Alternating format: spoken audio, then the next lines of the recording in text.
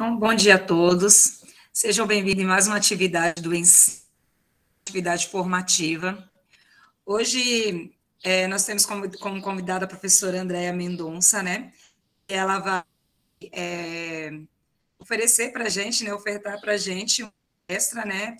Metodologias ativas, tecnologias para uma aprendizagem profunda.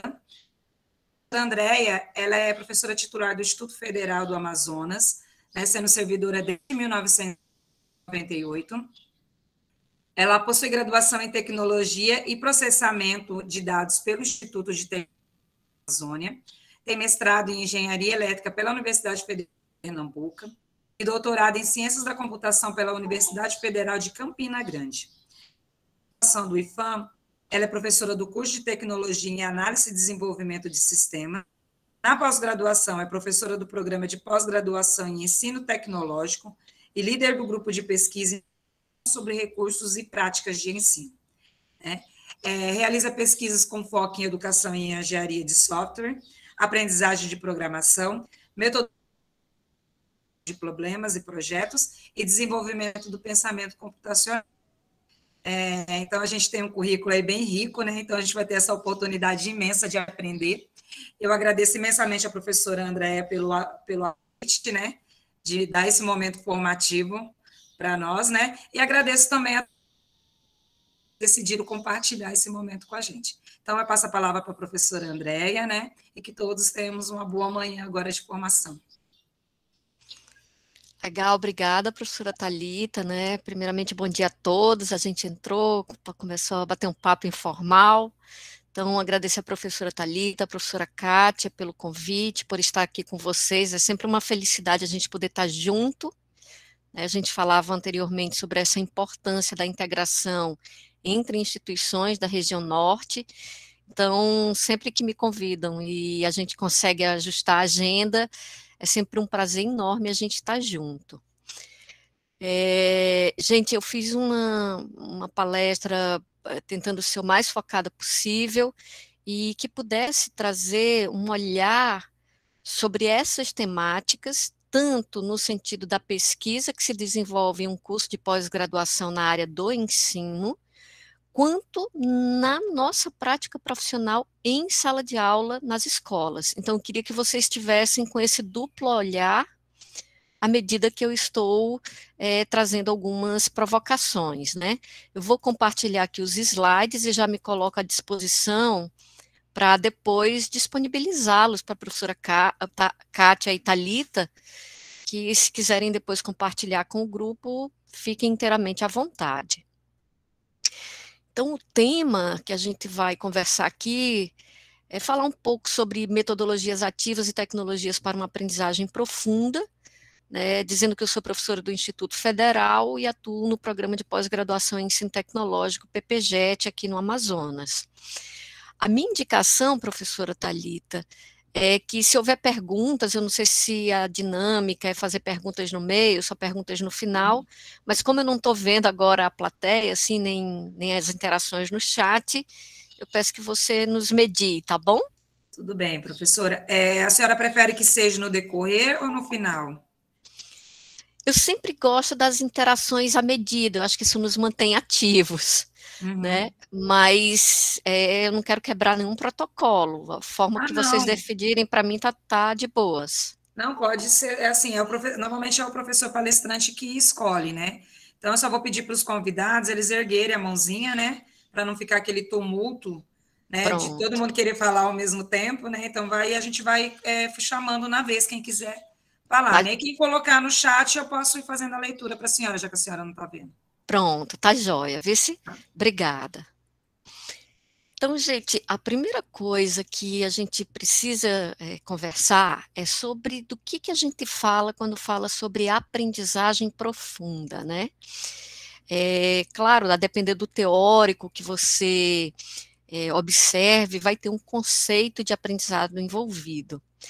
Particularmente, eu vou trazer aqui duas referências na qual eu me identifico muito quando a gente fala sobre aprendizagem, que é a aprendizagem a partir da explicitação do conhecimento, não como só uma aquisição de conhecimento.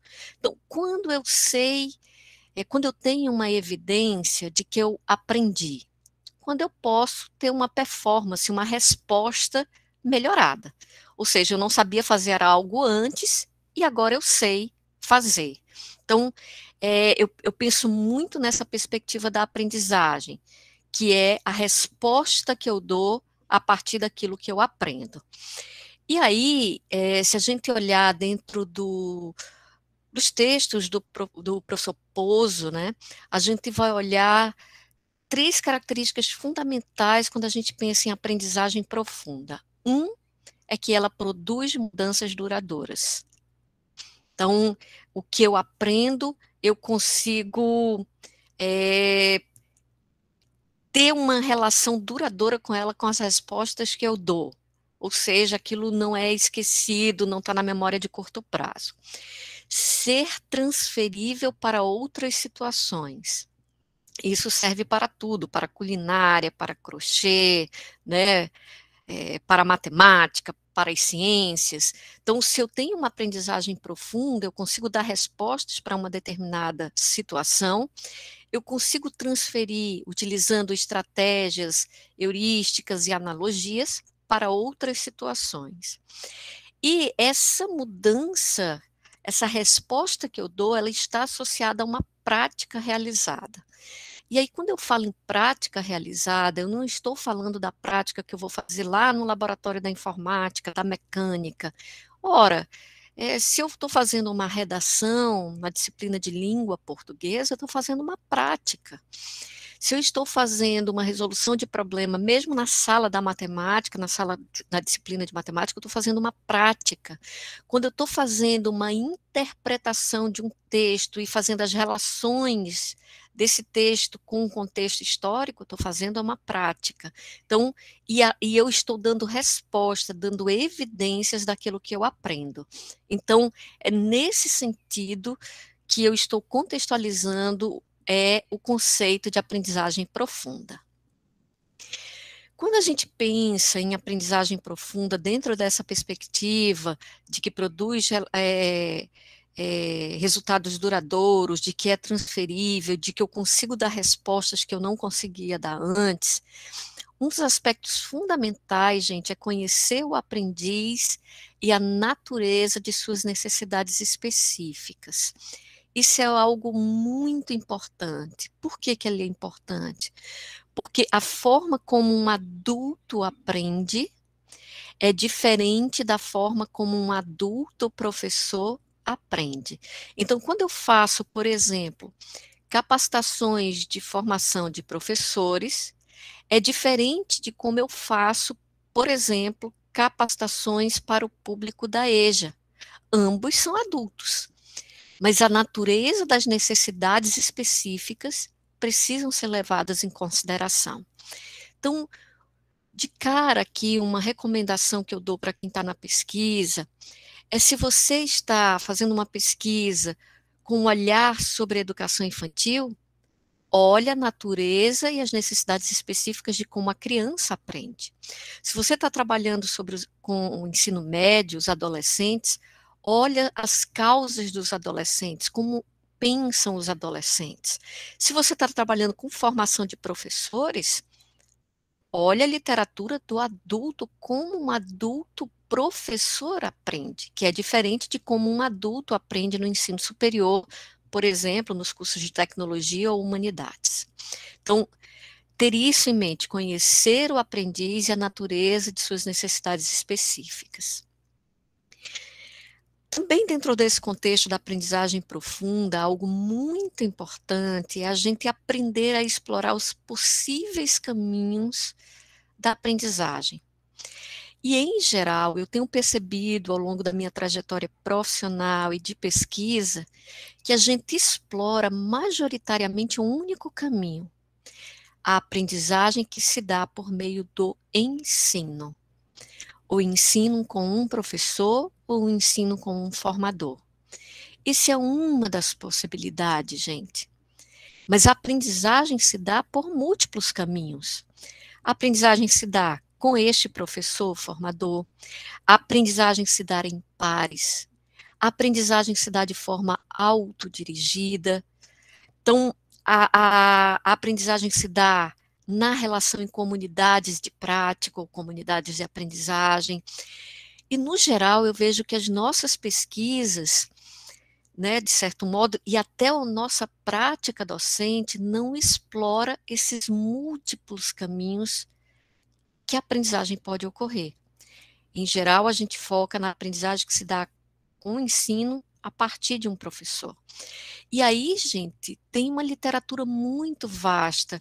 Quando a gente vai para comunidades de aprendizagem, tem uma literatura específica. Quando a gente trabalha com comunidades de prática, tem uma leitura específica, aprendizagem em pares. Então, a gente precisa explorar esses caminhos. E não precisa ser uma coisa ou outra. Pode ser as múltiplas coisas com contextos, nos seus respectivos contextos. Pode ter uma dinâmica da sala de aula que seja mais adequado, sobretudo aquelas em que eu estou em laboratório, de que eu preciso ter cuidados muitos específicos, que eu preciso do par mais capaz professor. Pode ter discussões, por exemplo, que é muito interessante que o aluno aprenda primeiro e discuta primeiro em pares ou em grupos, e depois ele possa ser, de alguma forma, orientado pelo professor. Então, vamos entender essas múltiplas possibilidades e também explorar nos diferentes contextos, em uma disciplina, em uma prática docente, em uma formação. Então, até aqui a gente falou da aprendizagem profunda, né, que é um dos temas, né, desse título da nossa fala.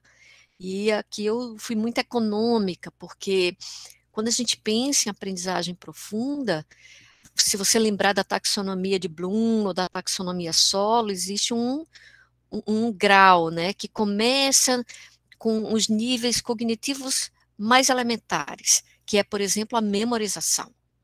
E vai ampliando à medida da aprendizagem, das interações, até níveis cognitivos mais elevados, em que eu posso generalizar, onde eu posso teorizar, onde eu posso fazer relações de causa e efeito. Mas para que esses níveis cognitivos mais altos possam se dar, é preciso que eu tenha, entre aspas, esses pré-requisitos dos níveis cognitivos anteriores. Então, aqui a gente está falando de aprendizagem. Agora, eu queria dar ênfase a essa outra temática que está no título da nossa fala, que são as metodologias ativas, né? Do que eu estou falando quando eu falo de metodologias ativas? Primeiro dizer, gente, que esse termo é um termo guarda-chuva, e dentro dele existem várias coisas. Aprendizagem por problemas ou por projetos, então existem teóricos que já consideram sinônimos, há outros que ainda fazem a diferenciação, aprendizagem por problemas e aprendizagem por projetos, mas isso está dentro desse guarda-chuva, metodologia ativa. Aprendizagem por investigação, então você vai ver muitos livros tratando e artigos tratando de investigação nas ciências, investigações matemáticas, e isso é uma abordagem que está dentro das metodologias ativas.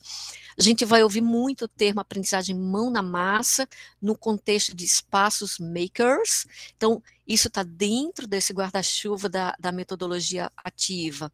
Aprendizagem baseados em casos ou dilemas, né, tem um livro muito legal que trata sobre isso, e vai embora, gente, tem muitas.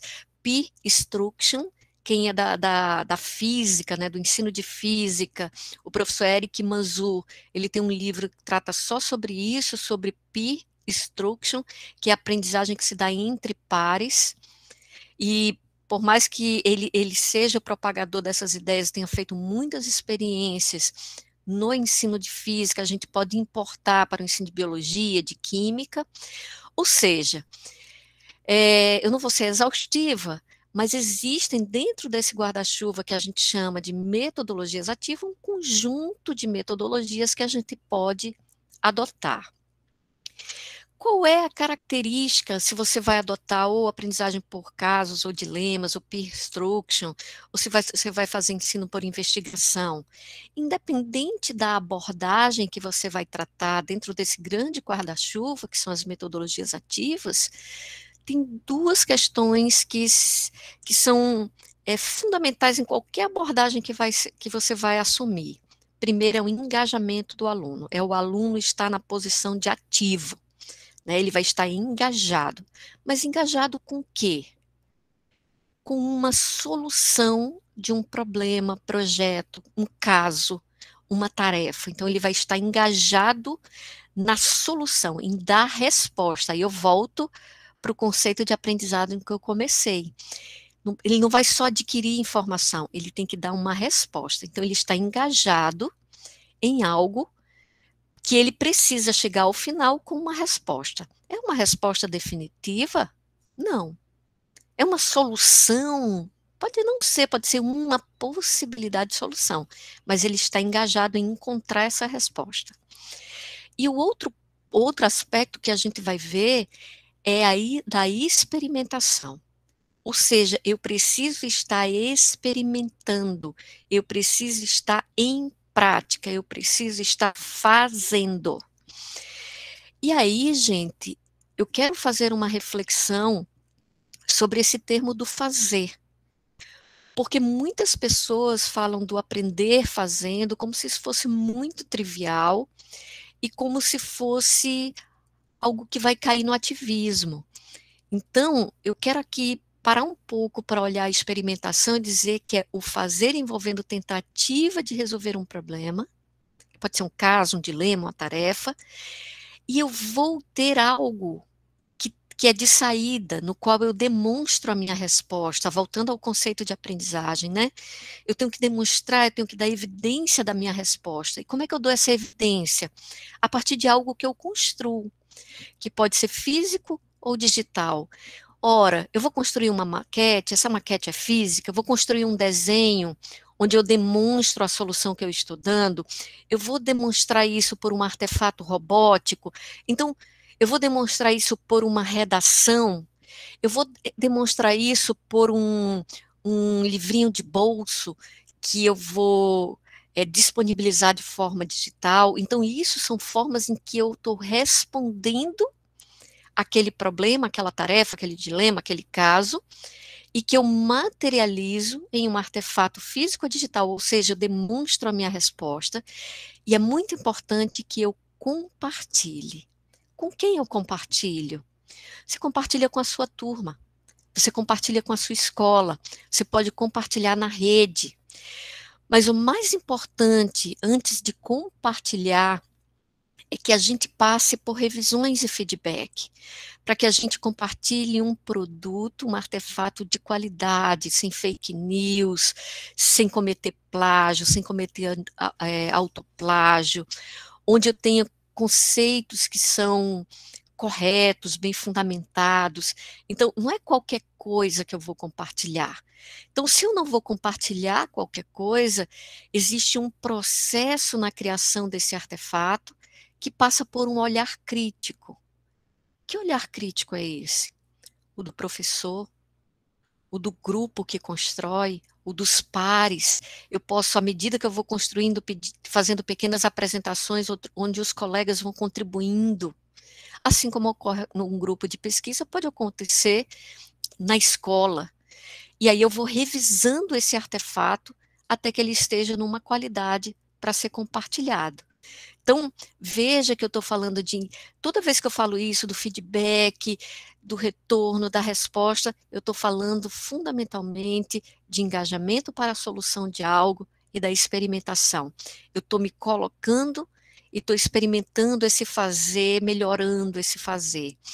E isso, gente, não acontece sem reflexão. Então, você não vai cair no ativismo. Eu chamo atenção para isso porque muitas vezes eu ouço as pessoas falarem do aprender fazendo como se fosse algo por ensaio e erro. E não é. Existe um percurso, um processo, uma orientação no qual esse fazer autorregulada e reflexiva. Então, olha só. Independente da metodologia ativa que você vai seguir, se é por projetos ou problemas, se é por investigação, por pares, a gente tem que levar em conta interesses e questões significativas dos estudantes. Aí, gente, ontem eu discutia isso com os meus alunos. Isso não quer dizer que o aluno vai fazer o que ele quiser. É uma confusão com isso. Vamos lá. Eu ouço algumas pessoas falando, eu levei um trabalho para a educação fundamental 1, para os meus alunos, eu fiz jogos. Procure, pesquise, e você vai ver que jogos não está no Trend Topics do que as crianças no ensino fundamental gostam. Vocês sabem qual é o interesse da meninada no ensino fundamental? Primeiro item que está no Trend Topics, astronomia. Não é jogo. Eles gostam de brincar com jogos, é verdade. Mas fazer coisa séria, pesquisar, se envolver, eles gostam de estudar sobre astronomia. Quer ver o segundo tema que está no Trend Topics da garotada no ensino fundamental? É estudar o dinossauro Rex. Então, eles querem ver o que aconteceu naquela época dos dinossauros, por que houve a extinção. Eles são curiosos com isso. Mas, muitos de nós, por achar que a meninada gosta de brincar com o jogo, acha que o problema é trazer um jogo para a sala de aula. Então, muito cuidado com o que a gente imagina que sejam os interesses. E quando a gente fala de interesse, gente, a gente tem que ver com quem a gente dialoga. Então, por exemplo, os interesses estão ligados ao que conecta a vida das pessoas. Vou dar um exemplo dentro da geografia. Se você vai dar aula de geografia hoje e você não linka isso com o Google Maps, não linka isso com o aplicativo que ele usa para chamar o Uber, e ele vai acompanhando onde o Uber está, em que localidade, se ele está a 5 minutos, se ele não consegue olhar no mapa, se ele não consegue passar a localização dele para o cara que vai fazer uma entrega de móveis na casa dele, você não está linkando com os interesses e com a vida e com a cidadania, o exercício da cidadania. Então, é muito importante, quando a gente pensa numa abordagem ativa, a gente pensar nesse estar no mundo. Qual é o projeto e problema que eu vou levar? Lembrando que o projeto ou problema não é um projeto ou problema real. Isso é outra questão que, inclusive, eu discutia ontem com os meus alunos no doutorado. Nos livros aparece assim, não, traga um problema real. Nem no doutorado a gente lida com problema real. Olha só, olha que coisa interessante para a gente pensar. O problema real é a Covid, gente. Esse é um problema real. É como é que eu faço uma vacina que ele possa ser mundialmente implementada. Isso é um problema real. Quando eu lido no doutorado, mesmo no doutorado, que eu tenho que ter originalidade, ineditismo, eu estou trabalhando com um problema construído, ele não é real, ele é um problema construído e situado, contextualizado na realidade. Eu não tenho tempo de dizer que a solução que eu vou dar no doutorado pode ser generalizável para todos os estudantes do ensino médio, ou para todos os estudantes da graduação, ou para todos os estudantes daquela disciplina em universidades públicas e particulares. Então, eu faço um caso, e por isso que muitas vezes a gente se dedica uma vida estudando aquilo para além do doutorado, para que a gente possa dar respostas mais contundentes para aquele problema. Então, quando a gente está falando de metodologias ativas, eu não estou falando, eu quero trabalhar um projeto, por exemplo, para estudar uma solução para paisagismo da praça tal, que é uma praça que está no entorno da escola. Esse é um problema que a gente pode dizer real? Pode, porque ele está contextualizado com a vida, ele está situado, mas não quer dizer que eu vou implantar tudo que eu projetei do paisagismo, porque disso depende licença da prefeitura, depende de recurso físico, recurso material, mas se os alunos projetam isso, dizem qual é o tipo da planta, como deve ser ornamentado, e que o tipo da planta é diferente de Rondônia, que é diferente do Rio Grande do Sul, por que que é? O quanto isso vai gastar de água, o quanto o problema do sol não vai impactar na mortandade das plantas, né? O quanto qual é o tempo de poda dessas plantas para que ela mantenha, não vire um mato, né? Mas ela continue. mesmo que eu não implante isso, gente, isso é um problema que eu construí, que é aderente a interesses, que está situado no mundo, que está contextualizado numa necessidade prática. Então, é muito importante que a gente esteja isso em mente, porque senão a gente desvaloriza o produto dos estudantes. E é tipo assim, então se eu não fiz o paisagismo, eu não fiz nada, você fez muita coisa, mas para implementar isso, depende de outros fatores que muitas vezes extrapolam a escola. Mas pode ser um passo para a gente levar na prefeitura, dar sugestões, mostrar isso quando houver audiências de PDI da cidade. Então, veja que a gente precisa pensar na ideia do problema como algo que seja factível para a gente estudar no contexto da escola e dar respostas. A gente pode depois discutir melhor sobre isso. Requer espaços de prática. E esses espaços de prática, eles precisam ser ricos de oportunidade. Gente, quando eu falo em espaços de prática, eu não estou falando do laboratório de informática. É a primeira coisa que eu quero dizer para vocês. A cantina é um espaço de prática, o refeitório é um espaço de prática, a sala de aula é um espaço de prática, os laboratórios são um espaço de prática. E nisso eu quero que a gente pense, a biblioteca é um espaço de prática. Eu quero que a gente pense, e isso a pandemia trouxe para a gente uma reflexão muito profunda, de que as escolas e as universidades têm espaços de ensino e não de aprendizagem prática. Então, a sala de aula é um espaço de ensino, não é um espaço de aprendizagem. A biblioteca é um espaço que o caba vai lá ler um livro ou emprestar um livro, mas não é um espaço da prática. Então, a gente precisa olhar para a escola agora, e isso a pandemia nos chocou, nos chacoalhou.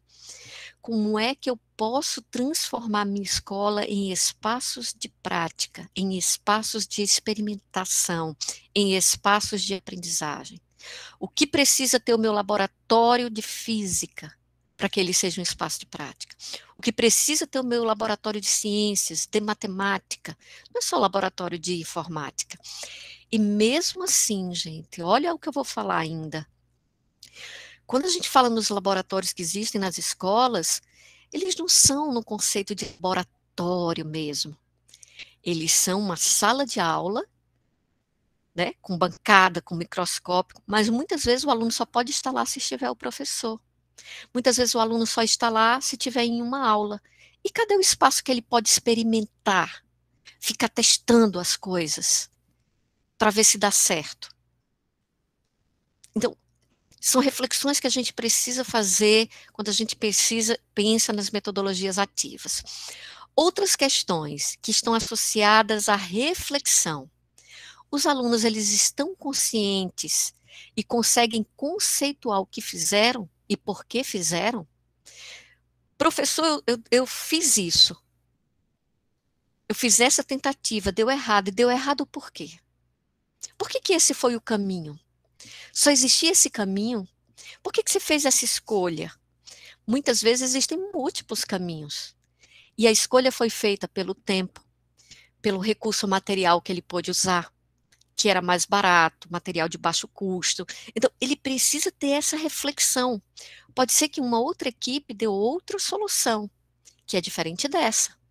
E ele está consciente que ele só conseguiu fazer porque ele tinha mais poder de fogo, né? Ele tinha melhores recursos, tinha acesso a outros tipos de material.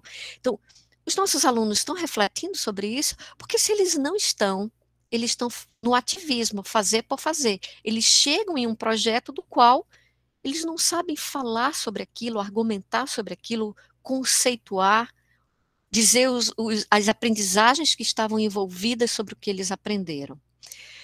Os alunos podem inferir as estratégias de aprendizagem adotadas no processo de construção. Olha que interessante. O que são estratégias de aprendizagem? Então, você não vai controlar a meninada por uma sequência didática só. Você pode começar utilizando um roteiro de aprendizagem, utilizar uma sequência didática, mas no processo de construção, quando os alunos estão engajados em solucionar um problema, eles também desenvolvem as suas estratégias de aprendizagem e de autorregulação. Há uma literatura específica sobre autorregulação e que a gente precisa estudar com muito cuidado, Sabe o que a pandemia revelou para nós? Que nós e também os nossos estudantes não sabemos nos autorregular com relação ao tempo. Olha que interessante. Olha que interessante para a gente cuidar. Como é que esse aluno faz uma agenda de estudo? Como é que ele define tempos para experimentação? Como é que ele controla o tempo dele como as coisas começam a dar errado? E as aflições? Como é que ele lida com essas aflições? E a frustração? Que estratégias eles desenvolvem para lidar com isso? Então, quando a gente está aprendendo num processo de metodologia ativa, muitas vezes um professor está muito preocupado sobre o conceito que ele aprende e o produto que ele vai gerar. Mas, quando a gente é mais maduro nas metodologias ativas, a gente está, durante o processo, fazendo o aluno refletir e aprender sobre sua resiliência, sobre como ele se autorregula no tempo, ajudando ele a se organizar, a criar uma agenda, a baixar um Todoist, para ele controlar as tarefas, a usar o Google Agenda. Então, são outras aprendizagens que se dá ao longo de uma aprendizagem dos conteúdos e da produção de um artefato. E aí, gente, eu queria dizer para vocês que aí entra um outro termo, né? Então, eu falei de aprendizagem, falei da metodologia ativa, e agora eu vou falar da tecnologia. Quando eu penso em tecnologia, para dar conta disso tudo que eu estou falando, eu tenho 3 níveis de tecnologia. A da infraestrutura, eu posso fazer algo hoje que não seja com internet, gente? Seja cabeada, seja por Wi-Fi, seja por 4G? Não tem como. Essa é uma tecnologia para a infraestrutura. Eu posso fazer algo se eu hoje não tenho, por exemplo, Siga, um sistema acadêmico, ou eu tenho o Google Sala de Aula para colocar o conteúdo, postar os slides, postar indicação de livros, de artigos. Essa é uma tecnologia para o ensino, é outro nível de tecnologia.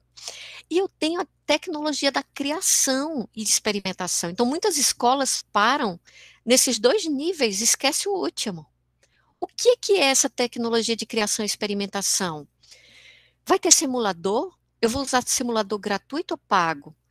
De onde vem o pagamento da licença? Eu vou utilizar bancos de imagem? Eu vou usar linguagens de programação? Então, quais são as tecnologias que os professores vão adotar que é diferente? O professor da matemática vai escolher um, o professor de geografia vai escolher outro.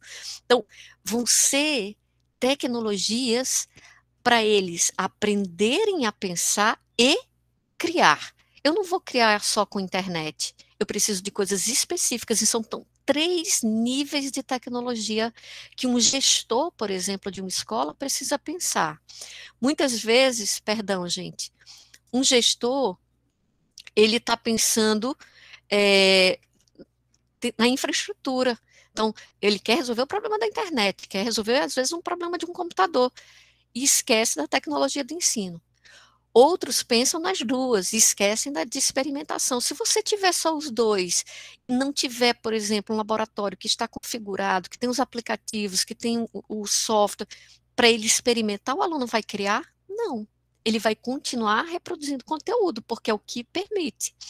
Então, eu quero chamar a atenção aqui, gente, ó, nesse QR Code, vocês podem acessar esse relatório. É um relatório que trata sobre a equidade das tecnologias no ensino.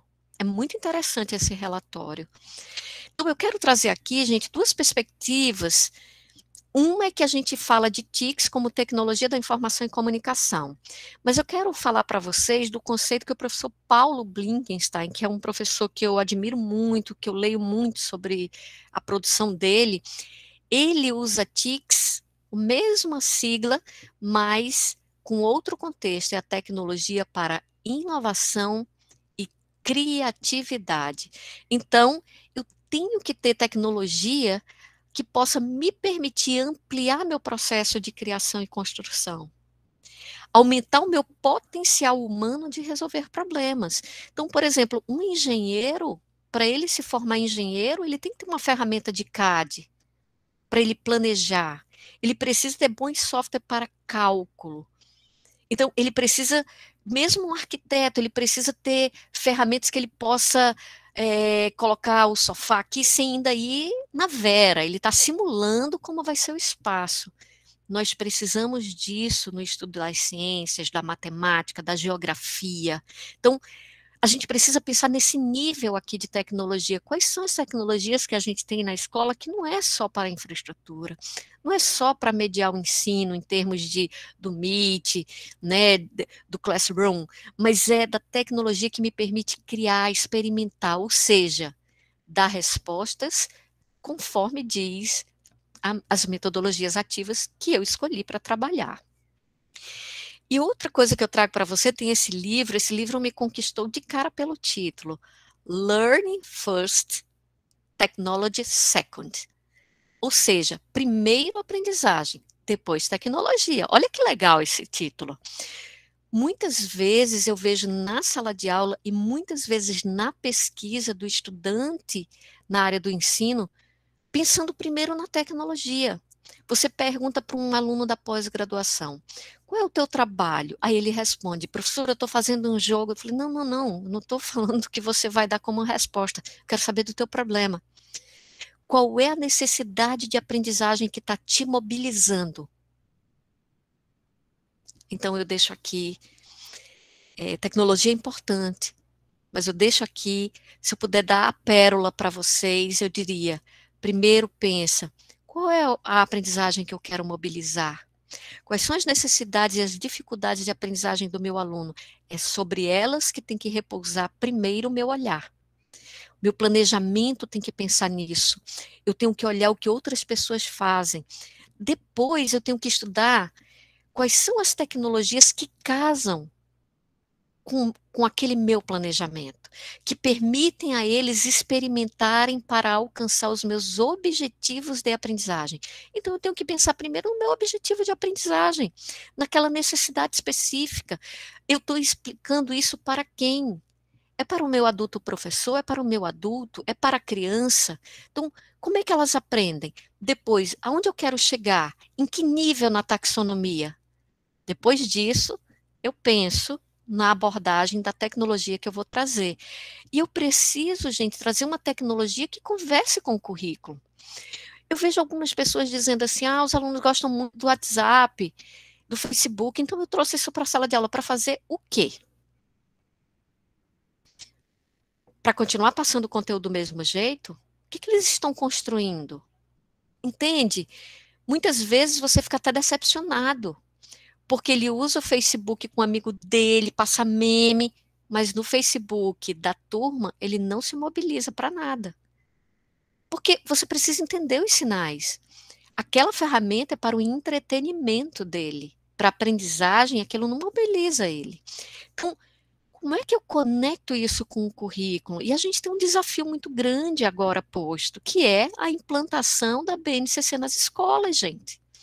Então, não adianta eu pegar a robótica, fazer um robô ir para frente, para trás, um robô pular, um robô não sei o quê, e aquilo não está conectado com matemática, não está conectado com física, não está conectado com nada no currículo. Então, você tem uma aula de robótica. Pode desenvolver o raciocínio, pode desenvolver uma série de coisas, mas não ajuda o aluno a aprender melhor matemática. Não ajuda melhor fazer pensar sobre os mecanismos de resolução de problemas.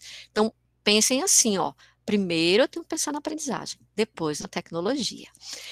E aí, gente, os professores fogem de tecnologia, né? A garotada está ávida por tecnologia, mas os professores têm muito ainda um receio de encarar a tecnologia e, de certo modo, a pandemia nos causou muito estresse.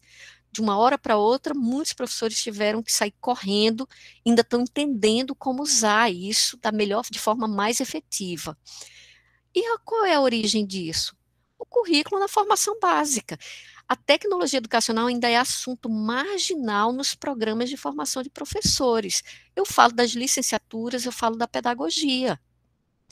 Então, olha só, isso é uma reflexão profunda para a gente fazer. Em 2013, houve uma matéria na Folha de São Paulo, cujo título da matéria é assim, muita teoria e pouca prática forma professor. E o subtítulo é Não se forma professor só estudando Piaget. É um tapa esse título, esse subtítulo. É uma pancada no estômago. E é verdade. Você saber Vygotsky, você saber Piaget é importante, mas saber a gestão da sala de aula é fundamental. Porque é quando você chega na realidade de sala de aula com 40 meninos numa sala, se você não tiver técnicas de gestão, você não consegue nem andar dentro da sala de aula. É importante você saber sobre tecnologia. É importante você saber fazer um plano de ensino e não só teorizar sobre planejamento de ensino. O que é o objetivo de aprendizado? Eu escrevo objetivo em que perspectiva? Do professor ou do aluno? Como é que eu capturo essas evidências de aprendizagem de que eles alcançaram meus objetivos de aprendizagem? Então, veja, o currículo na formação inicial dos professores precisa mudar, mas eu chamo a atenção para outra coisa, a formação continuada. Então, muitas vezes, a formação continuada também continua relegando esses temas, fazendo formações genéricas que não atendem à necessidade prática e à deficiência do professor que está em sala de aula. Então, isso é algo para a gente refletir na pesquisa, isso é algo que um gestor precisa refletir sobre quem ele vai chamar para a semana pedagógica da escola dele. E aí eu posso falar com vocês sobre o que eu penso dessas semanas pedagógicas em outro momento. Duas indagações comuns, né, quando se fala sobre metodologias ativas e tal. Pô, professora, tudo agora é metodologia ativa? Eu não posso aprender de outro jeito, não. Então, essa é uma indagação. E outra, às vezes, quando me chamam para dar palestra, alguém fala assim, professora, eu sou professor de geografia, me diga uma tecnologia que eu uso. Minha gente, eu não sou um oráculo. Verdade, eu conheço algumas tecnologias e invisto tempo nisso, mas eu não sou um oráculo. E para eu te indicar qualquer coisa, eu preciso conhecer para quem você dá aula. Qual é a série? Qual é a unidade que você está trabalhando?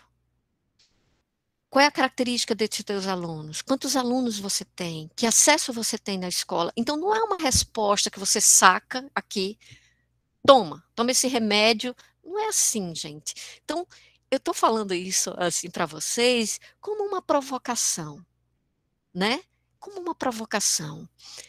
E aquela provocação, para vocês também, quem estiver me ouvindo que for da pós-graduação, saber que não vem a resposta fácil. Como é que eu investigo isso, né? Então, vamos aqui discutir essas provocações. Tudo agora tem que ser pautado nas metodologias ativas.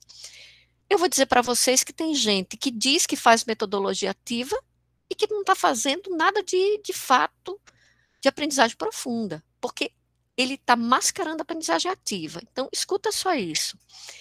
Quando a palavra assume apenas sua dimensão de reflexão, você cai no verbalismo. E quando, pelo contrário, você enfatiza apenas a ação sem a reflexão, você cai no ativismo, ou seja, ação pela ação. Então, tem gente que diz que faz metodologia ativa, que está trabalhando por problema ou projeto, não está fazendo nada daquilo, gente.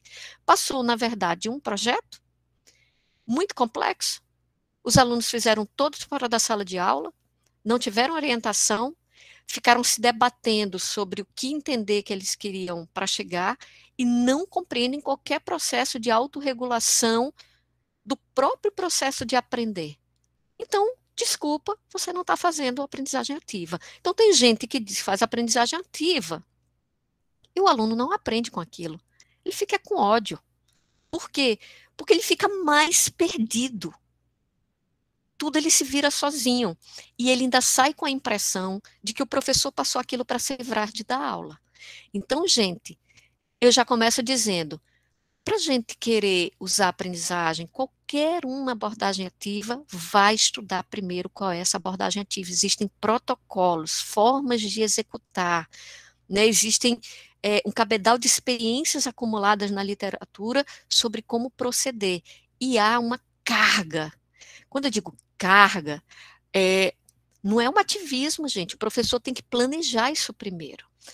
E aí, gente, eu trago esse livro, mesmo que você não se interesse por esse tema, que são as comunidades de aprendizagem, esse livro é um livro maravilhoso para você pensar em aprendizagem, sobre um novo modelo de escola.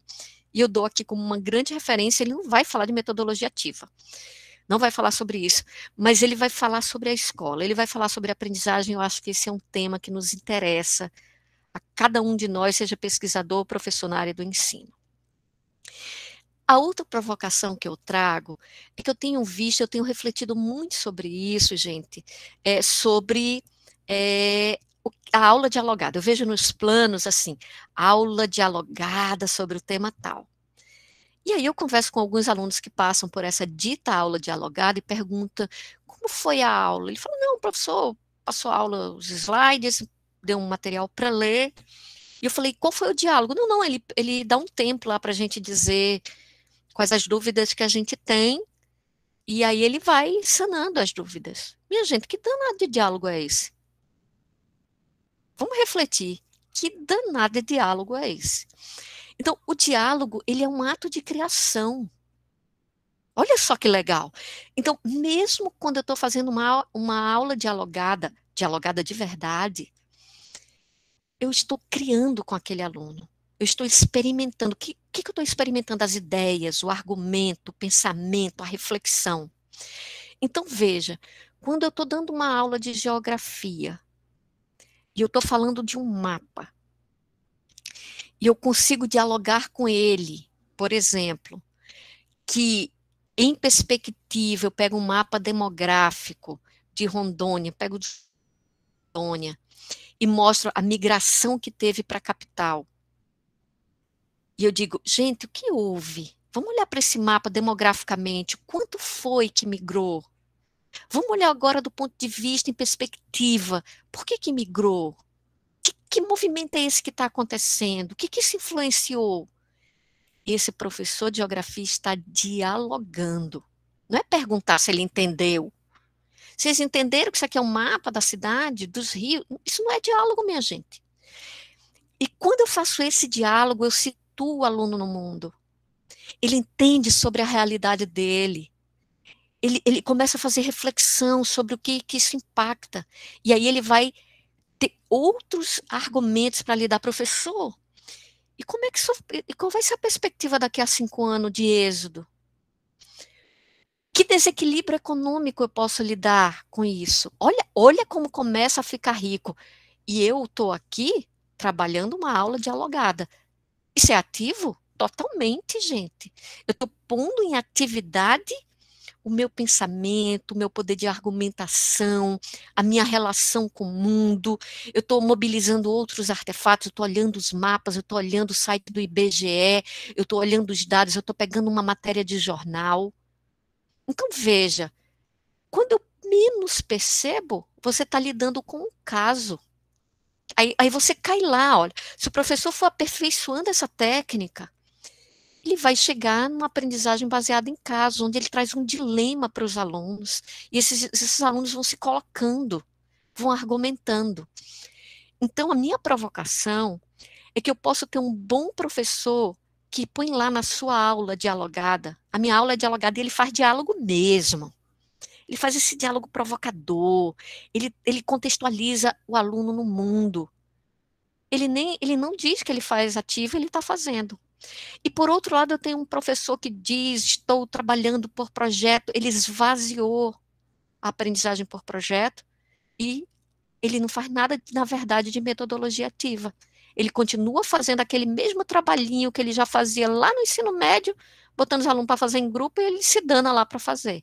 Então, cuidado que as aparências enganam. Isso não foi uma resposta, isso foi uma provocação. E aí, a outra provocação é que tecnologia usar, pensem sempre nisso. Primeiro aprendizagem, depois tecnologia. E aí eu tenho que pensar o seguinte, que tecnologia é que eu vou usar para os alunos explorarem, criarem, refletirem? Então, eu vou para aquele último nível lá da tecnologia, da experimentação, da construção. E aí eu tenho que conectar com esse fazer no mundo. Quando eu falo com esse conectar, é conectar com o currículo, conectar com o conteúdo, conectar com aquela idade das crianças, né, ou do adulto. Existem tecnologias, eu preciso conectar com a realidade da minha escola. Então, existem tecnologias que eu posso usar, elas são gratuitas e elas têm algumas limitações. Eu vou deixar de usar? Não, eu vou usar e vou dizer para os alunos, a gente vai até aqui com essa tecnologia, porque fora disso é pago. Ou eu vou usar os 30 dias que ele tem de teste da ferramenta privada. Pronto, está ali na escola, utilize. Então, eu preciso conectar. E conectar com o se ver no mundo. Então, o aluno quer saber como é que ele olha no Google Maps, gente. Ele quer saber como é que ele passa a indicação e a referência. Então, essas coisas que a gente tem que pensar quando pensa no currículo, quando pensa em tecnologia e pensa em metodologias ativas. Então, já caminhando um pouco para o final da minha fala, né, mesmo porque já estou bem... Primeiro, não vamos superficializar o tema. Hoje, o que eu mais vejo é a gente falando metodologia ativa, numa superficialidade incrível, tudo é fácil. A minha experiência é um pouco diferente do que eu ouço falar. Conheça o currículo, conheça as diretrizes curriculares. Se você vai fazer qualquer coisa, isso precisa estar conectado, né? Saiba como construir um bom planejamento de ensino, quais são os objetivos de aprendizagem, que evidências aceitáveis eu quero, como eu avalio. Não pode ser mais por um mini teste, por uma prova somente. Como é que eu avalio? Que critérios eu estou usando para avaliar? Como os alunos sabem qual é o critério que eles têm que ter para excelência? Às vezes, se um aluno chegar para você e disser, professor, eu quero fazer um produto de excelência. Me diga o que tem que ter esse produto. Às vezes o professor não sabe responder. Então é muito importante, quando a gente lida com uma abordagem ativa, que esse professor chegue na hora de explicar qual é o trabalho e diga, gente, eu quero que nós vamos chegar aqui, ó, nesse nível. O que precisa ter um trabalho para chegar nesse nível? Esse critério, esse critério, esse critério, esse critério. Contem comigo para fazer vocês chegarem lá. Os alunos, eles trabalham pelas metas, gente. Quando ele olha, ele próprio vai se autorregulando, dizendo, professora, eu estou mal aqui, ó. Eu não consigo chegar nesse critério, não. Me ajude aí, me dê uma dica. Então, você precisa... Isso está onde? No planejamento. Escolha metodologias e tecnologias que melhor atendam ao seu planejamento, ao teu currículo, aquele público que você está dando aula. Nem tudo é só por projeto, embora eu diga para você uma coisa. Se você nunca trabalhou com metodologias ativas e quer começar por alguma, a minha dica é comece por aprendizagem por projetos. Se você começa por ela, entende mesmo, estude, mas estude, entenda. Vai ficar fácil passar depois, se você quiser usar investigação, vai ficar fácil fazer a mudança se for por caso, vai ficar fácil fazer a mudança se for peer instruction, porque você vai aprender power, os conceitos fundamentais que estão por trás quando eu penso em aprendizagem ativa. Conheça a técnica para a organização da dinâmica e ensino e gestão da sala de aula. O que eu quero dizer com isso, gente? Quando eu faço aprendizagem ativa, as cadeiras não vão estar mais enfileiradas. Eu tenho que ter outra dimensão de como isso fica. Se eu levar meia hora organizando a sala de aula, eu vou perder tempo na minha aula de ser um ambiente para aprendizagem. Eu vou precisar colocar no meu planejamento tempo para os alunos trabalharem em sala de aula, na biblioteca, no laboratório. Não é só na casa dele. Então, eu vou começar a pensar na minha escola como espaço de aprendizagem. Eu não vou estar dando aula em alguns momentos. Eu vou estar em sala com os alunos, eles vão estar lendo. E eu só vou ser chamada no momento que eles tiverem dúvida. Eu posso estar acompanhando um grupo de alunos na biblioteca, ajudando ele a fazer escolha de livros, orientando sobre como ele vai estudar. Então, eu começo a pensar na escola como esse espaço de aprendizagem. E eu começo a me pensar professor para além de dar aula. Eu sou o cara que vai ajudar o aluno a organizar a agenda dele. Eu vou ser a pessoa que vai organizar, ajudar ele a pensar sobre o estudo, a fazer pesquisa na internet, a orientar ele sobre as estratégias que ele vai seguir para melhor resolver o trabalho dele. Eu não preciso só estar dando aula. Existem técnicas para isso. Onde é que estão essas técnicas? Na literatura que trata sobre gestão da sala de aula, na literatura que trata sobre as dinâmicas de ensino. E, gente, fundamental, eu penso que esse processo de pandemia nos chocou com isso. Vamos estudar a literatura que trata sobre autorregulação. Nós, como os professores, precisamos nos autorregular e também ajudar os alunos a se autorregularem na aprendizagem deles. E aí, gente, algumas sugestões, né, de leitura para vocês aqui, né? Esse livro, Planejamento para a Compreensão, ele é um livro delicioso para você pensar no plano. Ele só vai falar de planejamento de ensino, mas é maravilhoso. Esse outro livro vai falar de gestão da sala de aula. Ele foca na prática para trabalhar com adolescentes, mas você depois pode adaptar contexto para trabalhar com adultos. Ele traz muitas reflexões. No YouTube tem material também que você pode complementar. E eu deixo também um livro da professora Evelyn, que fala sobre a aprendizagem autorregulada. É uma delícia esse livro, ele nos faz refletir sobre muitos aspectos do que fala aprendizagem autorregulada, só isso mereceria uma outra fala. E dizer para vocês que, embora tenha múltiplos níveis, a gente não precisa começar em todos. A gente poderia, por exemplo, eleger o nível cognitivo e metacognitivo, e depois a gente vai subindo nos outros níveis da autorregulação. Sugestões também, quem for estiver aqui me escutando e for não só professor, for um aluno da pós-graduação, leia o que diz o documento de área da pós-graduação na área do ensino, porque ele conecta com a prática da escola. Leia esse relatório Tecnologias para uma Educação com Equidade. É uma provocação sobre a formação, sobre a tecnologia, sobre a escola, sobre a gestão. E outra dica maravilhosa para você ver agora no domingo, no sábado, tem um projeto chamado Destino Educação, Escolas Inovadoras. Dá uma olhada, tem vários, né? Pega esse projeto Âncora, que é um projeto no brasileiro, dá uma olhada. Não é para você ficar maldizendo a sua escola, porque você vai ver coisa lá e vai dizer, nunca a minha escola vai ser assim. Gente, a escola não é um ser abstrato, a escola somos nós. Quem faz a escola somos nós. Se a nossa escola não é assim, é porque nós não queremos, quando eu falo nós, no sentido coletivo. Não é nós, só eu. Nós, coletivamente, ainda não pensamos na nossa escola assim.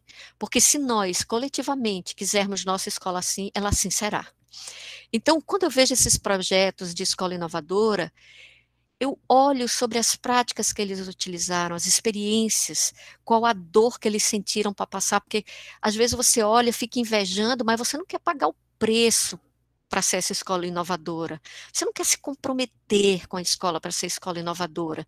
Então, é importante a gente ver esses vídeos, primeiro, para ver que o Brasil está se manifestando, tem muitos espaços já, muitas coisas feitas de forma inovadora da escola, que vieram silenciosamente sendo executadas há 10, 15 anos. Silenciosamente. E que isso mudou a forma de pensar do gestor, dos alunos, dos professores. Então, a gente precisa aprender com essas lições de quem aprendeu antes que a gente. E aí agradeço, tá, mais uma vez a oportunidade de conversar, eu nem queria que fosse tanto, mas eu acho que foi 1 hora, e se tiver dúvida, se a gente puder conversar, estou aqui à disposição de vocês, gente. Muito obrigada, professora Andréia. A gente teve alguns comentários no chat, né? Ainda nem não vi nada, depois vou olhar. Eles não chegaram a fazer uma pergunta, por isso que eu não interrompi, né?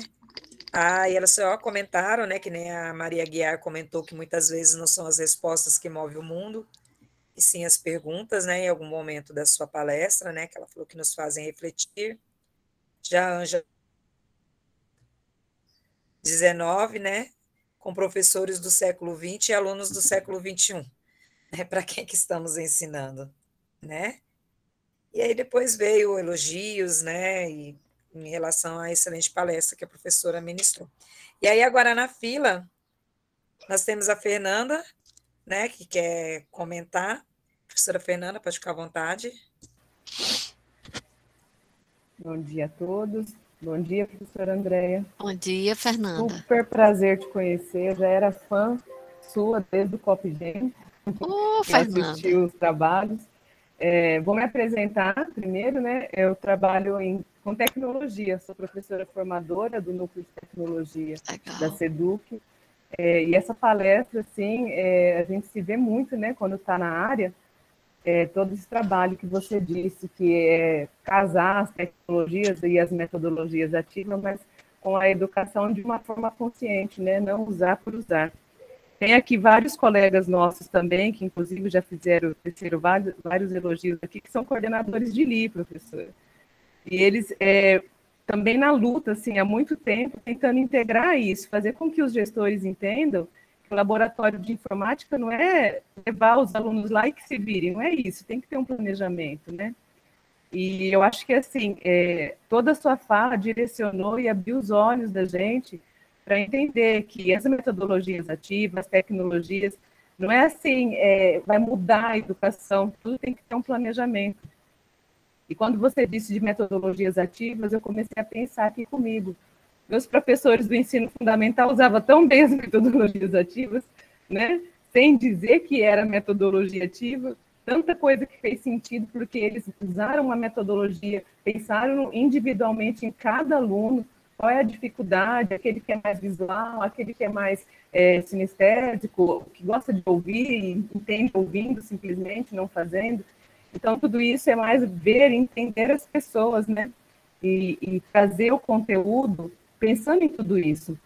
Aí o meu tema, assim, eu sou também mestranda, né? E estou trabalhando com competência digital, é o meu tema.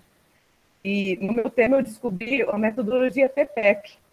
Eu acho que você já deve ter conhecimento, que casa, né, o conteúdo com as metodologias e com a tecnologia. Então, o professor ele tem que saber dosar, ele tem que ter consciência do conteúdo, tem que entender o conteúdo que ele vai passar, mas ele tem que saber qual é a metodologia que vai ser legal para essa turma que ele está trabalhando, que nem todas vão dar certo, né?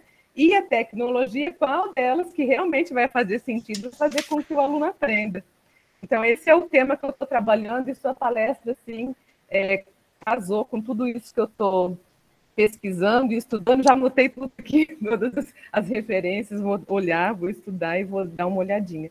E só agradecer mesmo, foi muito bom mesmo esclarecer tudo isso. Fernanda, só um minutinho, eu tenho uma outra referência para te indicar, só um minutinho.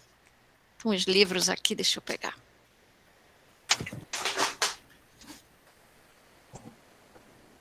Gente, só um minutinho.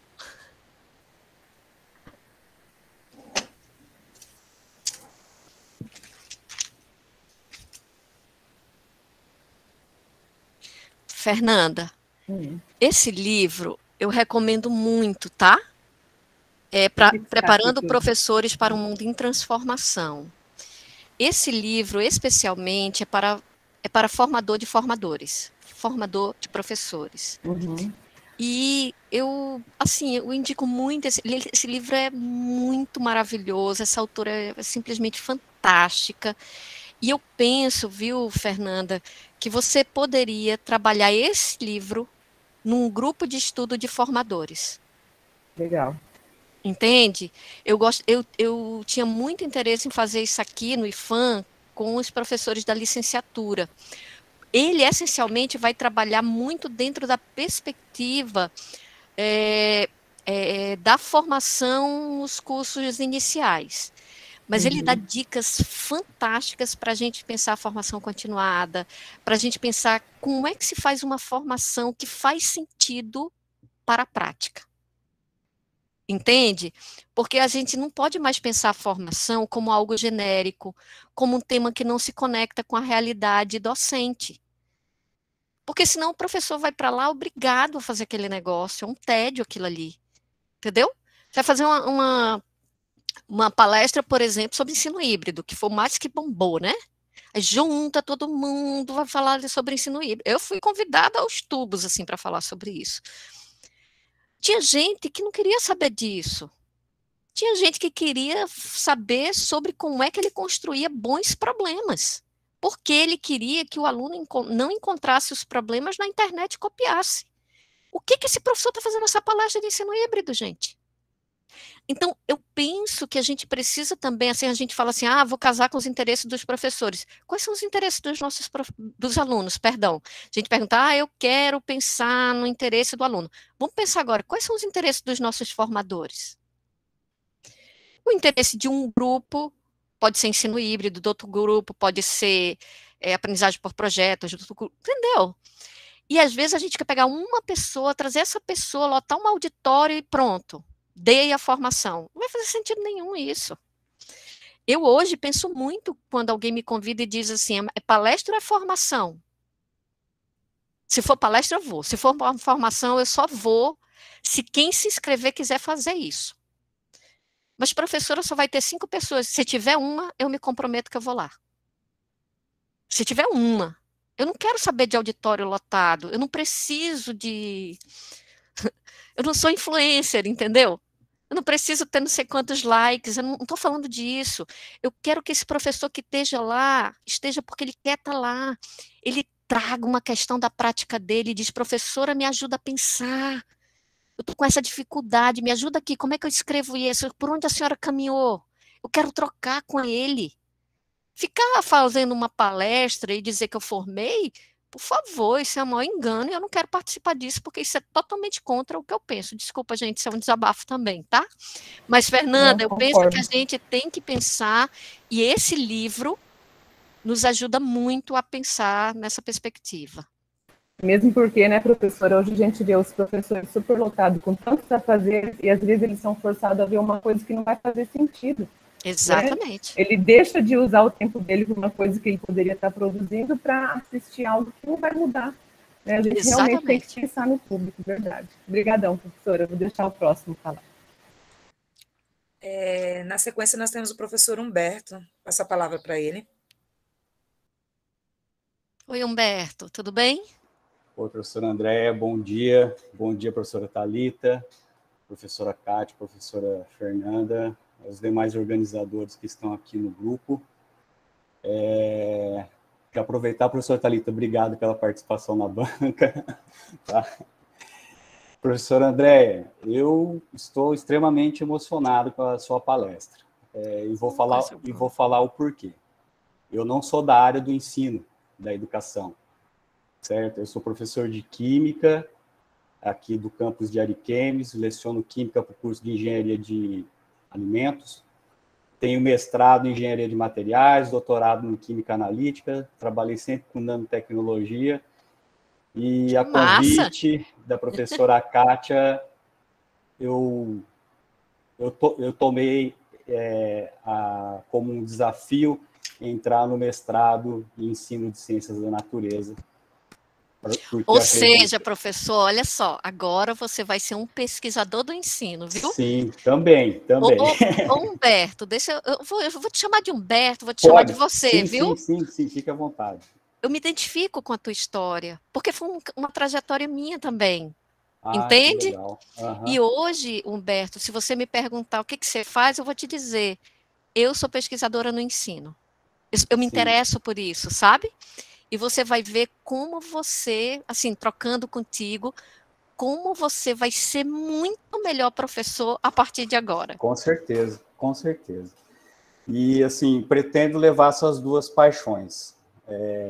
A área da tecnologia, onde eu me formei, e essa área da educação, que cada dia que passa eu fico mais encantado com as teorias, com as experiências, com essas falas, como hoje a sua fala, né?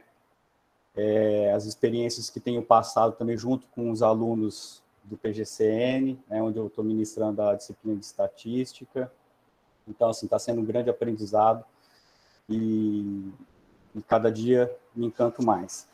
A sua palestra, André, é um verdadeiro brainstorm no pé da letra, é uma chuva de pensamento que me veio agora, e eu iniciei essa curiosidade do ensino em 2017, acredito, onde eu fiquei exausto do tradicionalismo da sala de aula e resolvi, assim, aprender o que é a tal da sala de aula invertida.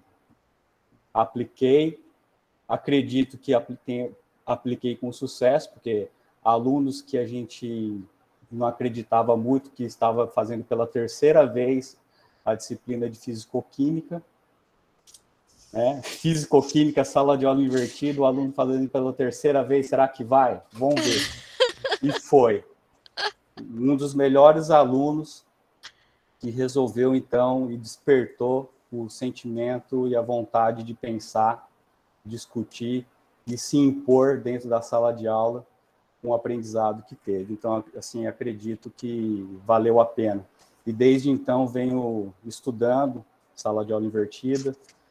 Tenho uma aluna aqui, a Eliane, que é a minha orientada, que está trabalhando, vai defender a sua dissertação nessa área, né? E aí, essa questão do ensino, dessas metodologias ativas, gostaria mais de fazer mais uma reflexão a respeito da sua palestra, né? No início você disse sobre muitos projetos com jogos lúdicos, né? E o Trend Topics não são jogos lúdicos, né? Astronomia e Tiranossauro Rex. E aí eu falo por mim, tá? Não pela população. Falo por mim como uma parte da amostra da população que é estudada. Eu tenho 45 anos.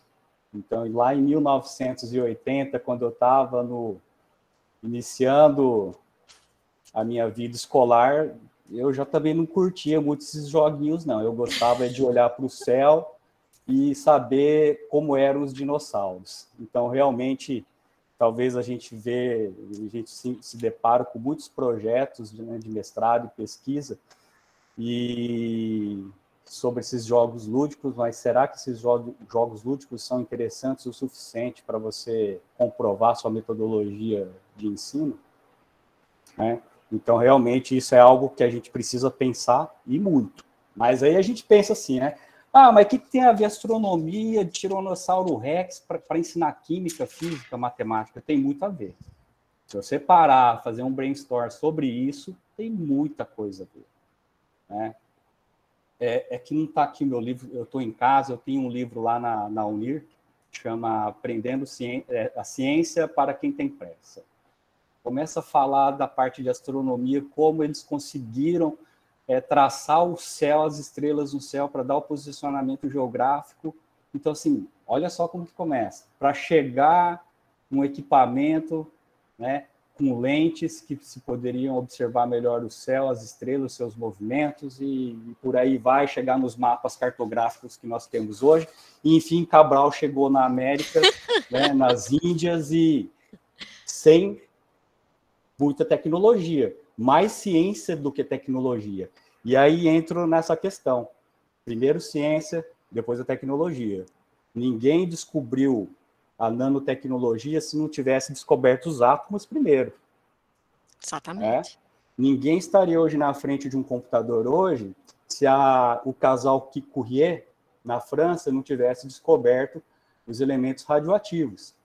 E aí, assim por diante, numa linha do tempo, a sua aplicação, né, desses elementos, aí se conseguiram lá os tubos de raios catódicos, e onde conseguiram fazer a primeira imagem, a primeira televisão, e vem o passo o caminho da televisão até hoje a gente chegar hoje nas televisões de nanopartículas orgânicas, né? Que é a tela hoje das televisões mais modernas, dos nossos notebooks, de celulares. Então, realmente, é uma dica que fica para todos os professores.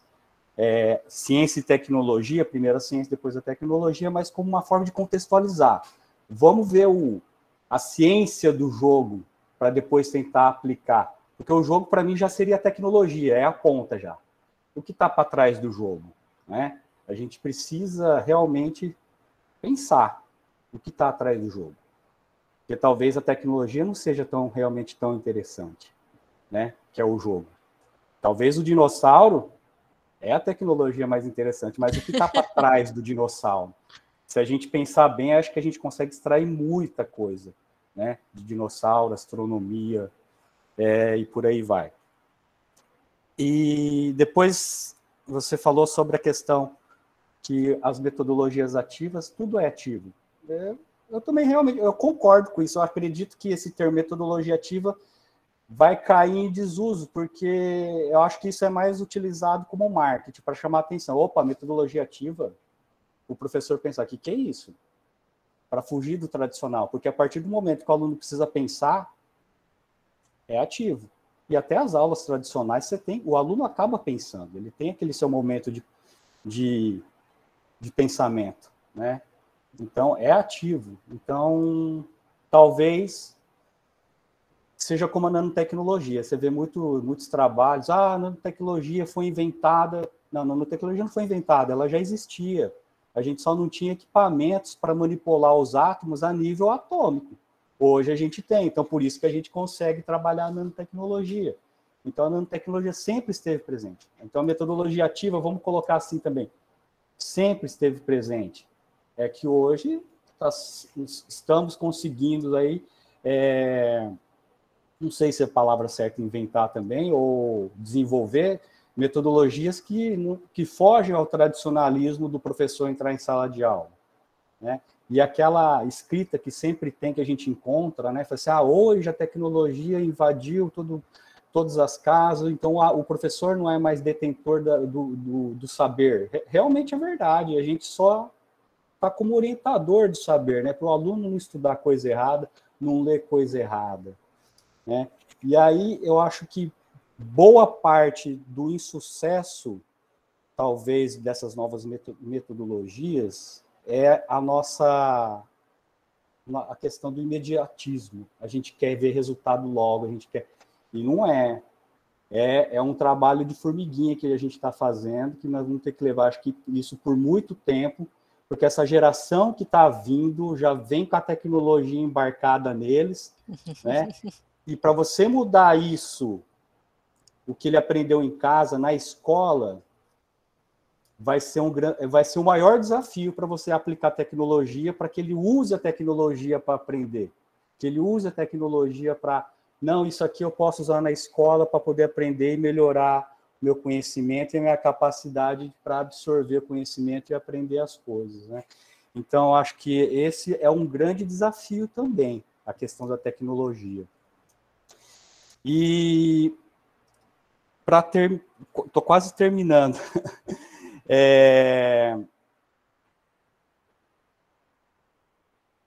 Como que eu posso colocar aqui? Eu fiz a minha anotação aqui. A questão da teoria, prática e tecnologia, né? Então, assim, quando formos tentar propor alguma coisa para que a gente melhore o ensino, realmente a gente tem que, então, se embasar. O que veio primeiro? A ciência ou a tecnologia? A ciência. Então, a gente realmente tem que estudar o que está por trás daquela tecnologia. Nós sabemos o que nós queremos aplicar, mas o que está por trás disso que a gente quer aplicar, né? Conversar com os alunos, colocar para eles, explicar o que vem por trás, e aí sim você mostrar o seu resultado final, né?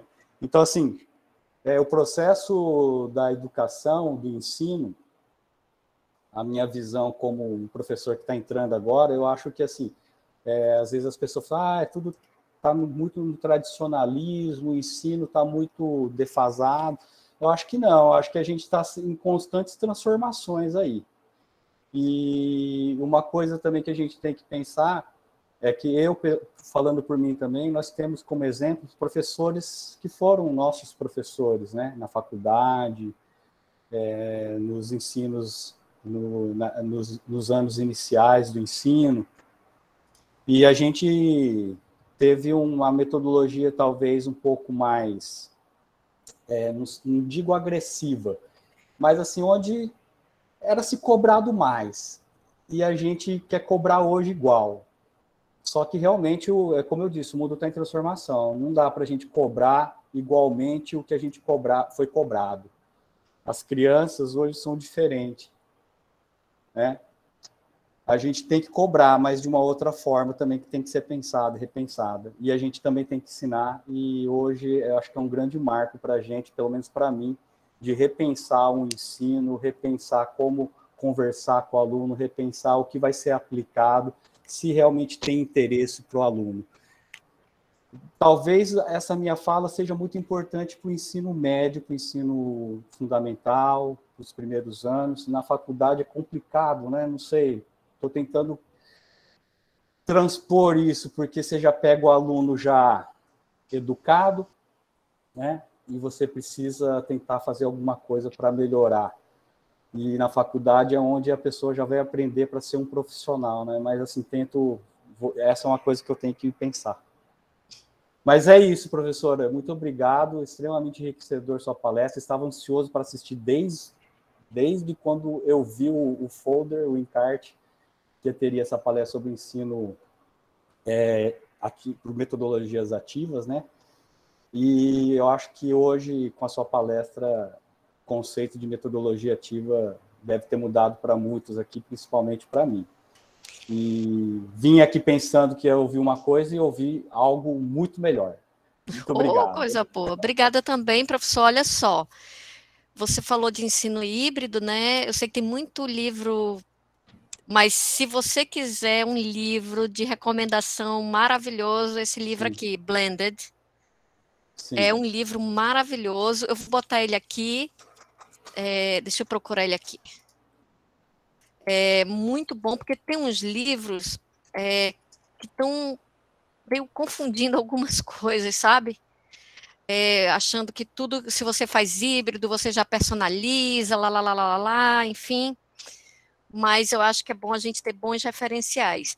Você chamou atenção para muitas questões, né, que nem assim, teria que ser um bom bate-papo depois, sim, né? Com certeza, com certeza. Mas você pega ponteiros aí que eu acho que seria uma boa roda de conversa para professores. Sim. Obrigada, viu, professor, pela tua audiência, pelos teus comentários.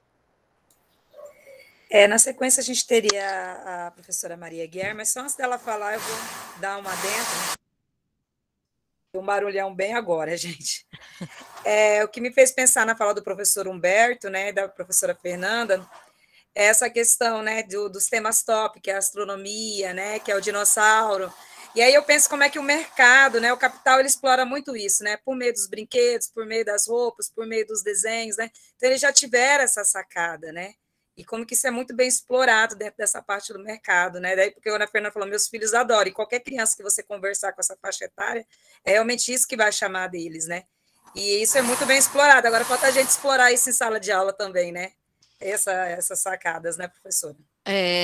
Eu acho que a primeira coisa é a gente conhecer o nosso público, porque não tem, por exemplo, como você... Eu tenho isso muito claro na minha cabeça. Como é que eu faço? Tem gente que faz formação continuada, igual como se estivesse dando aula para um aluno de licenciatura. Como é que eu vou formar o professor Humberto, igual como eu vou formar o menino da licenciatura, que está na primeira licenciatura? Não tem como. O professor Humberto é adulto, é experiente, teve experiência de sala de aula, é outra. Ele tem uma bagagem construída, tem coisas que ele vai precisar desconstruir para construir. É diferente, muitas vezes, de um aluno da licenciatura que não tem essa bagagem construída, então ele já ganha um tempo, né? Ele não precisa desconstruir nada. Então, eu penso muito que a gente tem que entender quem é que a gente está ensinando, né? E, assim, claro, eu teria que, num outro momento, numa outra oportunidade, a gente poderia fazer uma boa roda de conversa sobre essas questões do público, por exemplo. Eu dou aula no ensino superior, e a forma como eu dou aula para a turma da tarde é muito diferente da forma como eu dou para aluno da noite. Entendeu? Isso foi fruto de experimentações. Eu fui experimentando um negócio, fui anotando, pegando feedback. Hoje, o meu aluno noturno tem um tipo de planejamento, o meu aluno da tarde tem outro tipo de planejamento. Então, acho que a gente precisa também refletir nisso. E aí, gente, é que está o problema. Um professor que dá 40 horas aula, por exemplo, na secretaria, tem 20 horas de aula só de aula, minha gente, isso precisa mudar no Brasil. A gente não pode só, o nosso salário, ser em cima da quantidade de aulas que a gente está em sala de aula. Porque senão você nunca vai fazer um planejamento. Como é que você vai organizar? Você vai fazer uma atividade no laboratório de ciências. Você precisa entrar lá, separar as coisas, organizar, ter um modelo mental de como você vai estruturar, ver se vai ter um monitor para lhe acompanhar. Quando os alunos saem, você ainda tem que deixar as coisas arrumadas, o aluno te ajuda em algumas coisas, outras você tem que preparar, tem que ver os insumos para a próxima aula, e isso é tempo. Então, são muitas coisas para a gente pensar nessa escola, né? Mas é isso, gente. Agora eu passo a palavra para a professora Maria Guiar. Desculpa, tá, professora, que eu passei, né? Não, fica à vontade também, Maria. Diz, Maria, tudo bem? Oi, bom dia. Sem problema, Cristiane. Nós estamos aqui para para dialogar mesmo, e às vezes a sua fala não poderia esperar a minha, isso é comum, a gente tem que entender, né? Parabéns, professora Andréia, uma excelente palestra. Enquanto os colegas falavam, eu já mudei minha fala aqui, porque daí novos pensamentos vão surgindo. Mas, assim, eu quero chamar a atenção, eu até comentei com a Fernanda no particular, que é minha colega, minha parceira, que aí ela falou quem deveria assistir uma palestra dessa deveriam ser os gestores, mas eu penso que ela falou gestores de diretores de escola. Eu já vou mais além, porque, assim, eu vejo a educação, ela está virando um mercado, de certa forma. E agora, com o surgimento do ensino remoto, de todo ensino à distância, eu vejo que tem muitas plataformas querendo vender o seu peixe, querendo vender a sua metodologia. Aí a professora volta a falar que, assim, o que ela dá numa aula de manhã para os estudantes não é o mesmo que ela dá à noite. Ou seja, uma plataforma que aí pode estar bombando aí no mundo e no Brasil, mas às vezes não vai atender a minha realidade da minha escola, entendeu? Às vezes aquela mesma plataforma não vai atender nem a realidade da minha sala. Então, assim, quem deveria começar a mudar o pensamento seriam os gestores, eu falo assim, os nossos superiores mesmo, aqueles que fazem decretos, que fazem leis, que mudam, né? Que interfere diretamente no ensino e aprendizagem nosso aqui, que nós estamos na ponta, né? Às vezes, será que o ensino remoto resolveu o problema? Será que houve aprendizagem? E eu vejo também muitos problemas que temos é a comunicação. Aí as pessoas usam muito o WhatsApp, e aí, será que o WhatsApp resolve o problema da comunicação? Às vezes você manda uma mensagem para o estudante, ele coloca lá para não aparecer que foi visualizado, e aí, será que ele viu? Será que ele leu? Será que ele só abriu e não leu para dizer para você que você leu? Assim, então, nesse sentido, né? Então, assim, realmente essa palestra me fez, assim, pensar muito. Voltamos, assim, o professor realmente ele tem que refletir o que vai surgir efeito para mim na sala de aula. E não simplesmente pegar o que está na moda, né? Aí muitos já falam que nós estamos no ensino híbrido, mas será que isso é híbrido? Então, assim, são muitas perguntas que realmente precisávamos passar em um dia só debatendo. Eu agradeço muito, aprendi muito hoje. Muito obrigada. Maria, querida, eu sei que você não fez pergunta nenhuma, eu sei que você fez um comentário, mas eu queria pegar a tua fala para fazer um comentário. Primeiro, eu quero te elogiar pela forma como você se posicionou na tua fala. Você fez uma afirmação e na sequência você fazia uma pergunta. Você falava um negócio, na sequência você dizia, mas será que é isso mesmo? Mas será que é isso? Gente, a coisa que eu mais vi, eu tenho certeza que não foi só eu, vocês devem estar atolados até aqui da mesma coisa, foi reclamação nas reuniões de professores, de pais, de tudo. O aluno não quer nada, o não sei o que não lê, fulano não isso. Eu penso que a gente tem que transformar essa raiva, essa queixa, eu vou dizer a cultura da queixa, nessa indagação, e eu gostei muito como você trouxe. Você trouxe a queixa e, na sequência, você trouxe a pergunta. Eu acho que a gente tem que fazer esse exercício que você fez agora, Maria, que eu tenho uma queixa. Será, o ensino híbrido não está funcionando. Vamos fazer uma pergunta? Será que isso é de fato ensino híbrido? Então, a gente começar a discutir as coisas como uma pergunta, como algo que nos move a refletir, a responder. Então, uma das coisas que eu vejo nas nossas reuniões é que ninguém está para responder nada, perguntar nada, é para ditar. Então, fizemos uma reunião para ditar que agora vai ser assim. E mesmo nas reuniões pedagógicas de formação, qual é o momento que pequenos grupos podem se reunir para fazer essas indagações e estudar caminhos? O que Maria tem feito que pode contribuir para a gente responder essa pergunta? O que o professor Humberto tem feito que pode contribuir? Pode ser que de 200 professores, 5 estejam de fato pensando em respostas. O resto só estejam se queixando. E esse eu acho que é um dos problemas graves que a gente tem no ensino. A gente não quer responder nada, a gente não quer indagar. Não, a gente só quer se queixar. Calma. Agora a gente tem que criar uma cultura de transformar essa queixa em uma indagação. E aí, professora, eu te elogio muito, porque eu acho que você fez esse bom exercício, que eu acho que isso tem que nos mover, que é olhar para isso e dizer, Isso é mesmo ensino híbrido? Isso é mesmo ativo? Essa é mesmo a tecnologia que está funcionando? E ela começa como uma pergunta boba, aparentemente boba, que a gente pode refinar e levar ela a um grau de complexidade interessante. Vou, para fechar minha fala, falar assim, uma das coisas que eu vi mais de queixa era assim, os alunos são muito passivos, eles não se engajam, eu estou falando para o vento. Minha gente, ele já era assim, só ficou pior. Então, a pergunta que tem que ser feita, vamos transformar essa queixa, vamos lá. Como é que a gente transforma essa queixa? Essa queixa pode ser transformada. Como eu faço os alunos deixarem de ser tão passivos? É essa a pergunta que a gente quer responder? Não, André, eu não sei se eu quero responder essa pergunta. Eu queria que eles se engajassem. Tá bom, então, como eu devo desenvolver tarefas para o engajamento?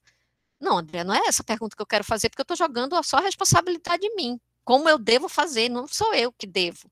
Somos nós. Então, vamos melhorando as perguntas, entendeu? Quando a gente melhorar essas perguntas, a gente vai encontrar caminhos. Por exemplo, por que os alunos não se engajam? Minha gente, essa é uma pergunta complexa. As meninas, quando eu penso nos meninos e nas meninas, são complexidades diferentes. Por exemplo, as meninas estão estudando em casa, tendo que ajudar a mãe com os irmãos menores e na educação das crianças que ficaram em casa também. Eu tenho uma aluna que disse para mim, professora, minha mãe acabou, no meio da aula ela fala isso, minha mãe acabou de bater aqui que ela quer que eu estenda a roupa porque não gosta de que a roupa fique na máquina por muito tempo depois de lavada. Olha que interessante. Essa mãe certamente não incomoda o menino, mas incomoda a filha na hora da aula. Então, são reflexões, gente, que a gente precisa ter, e Maria traz isso na fala, que é, vamos trazer essa provocação para a gente estudar? E em estudando, vamos buscar respostas que nos comprometam como professores, comprometam a gestão como gestores e comprometam os alunos como estudantes. Né? Então, Maria, legal demais, viu?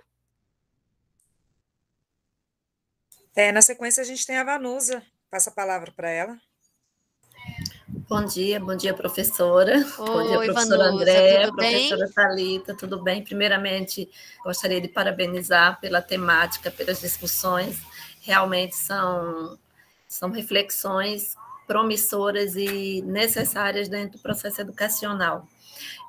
Professora, hoje nós falamos muito, principalmente, né, na BNCC, que temos que trabalhar dentro de uma proposta de equidade, né? Então, todas as políticas públicas, elas estão bem encaminhadas para um trabalho dentro da equidade. E acredito que foi no meio de sua palestra, você especificou bem algo relacionado, que quando nós vamos planejar, nós educadores, até por uma questão cultural, nós nos apegamos muito às tecnologias, sejam as tecnologias modernas, né? Ou as tecnologias que também um dia foram modernas, podemos dizer assim. Mas você disse o quê? Que antes de nós pensarmos nessas metodologias, nessas estratégias, nós temos que pensar qual a aprendizagem que estou mobilizando, qual a necessidade específica, onde eu quero chegar. E que muitas vezes nós colocamos esses objetivos que hoje nós utilizamos não como objetivos, né, mas de acordo com os documentos reguladores, como competências e habilidades, né? Que competências eu quero desenvolver nesse aluno, que habilidades. E quando eu desenvolvo competências e habilidades dentro de sua proposta, eu tenho que pensar em uma educação que realmente mobilize esse conhecimento dentro dessa equidade. E para que eu possa mobilizar esses conhecimentos dentro dessa equidade, realmente eu tenho que ter todo esse cuidado no que nós colocávamos, né, depois mudar essa nomenclatura, objetivos, e hoje que competência. E muitas vezes nós, educadores, colocamos apenas isso como uma mera questão burocrática, e porque eu tenho que entregar um planejamento, porque eu tenho que seguir um padrão. Diante disso tudo, né, realmente isso é muito preocupante. Eu sou formadora de gestores, dentro do programa Tutoria Pedagógica, e ontem nós fizemos uma formação, foi uma formação centralizada dentro de uma proposta de uma roda de conversa, e onde nós trabalhamos com o conselho de classe. E aí nós partimos da prática desse conselho de classe. Nós partimos da prática, onde nós fizemos a análise de duas atas do conselho de classe. E daí o tempo inteiro, né, em momento algum foi dito, né, o que queríamos, mas levamos realmente esses gestores e eles olhavam assim e disseram: nossa, estou me identificando. Na realidade, nós pegamos uma ata da escola, mudamos o nome da escola, horário, nome, mas continuou, né? Com a mesma temática. Mas diante disso, é muito assim, é muito gratificante, e que essa sua fala me orientou para que eu pudesse repensar até a conclusão da minha dissertação, né? Que eu vou qualificar em dezembro, quando eu vou pensar nessa conclusão. Que necessidade, né? Que aprendizagem eu estou pensando a partir dessa proposta que eu estou levando com artesanato. Então, assim, essa sua palestra, né, ela é uma palestra que não cabe nem só gestores escolares, não só acadêmicos, mestrandos, professores, mas que nos leva a refletir como pessoa. Então, o que eu posso levar a partir disso? Vanusa, antes de qualquer coisa, de onde tu és? Que esse sotaque me é familiar.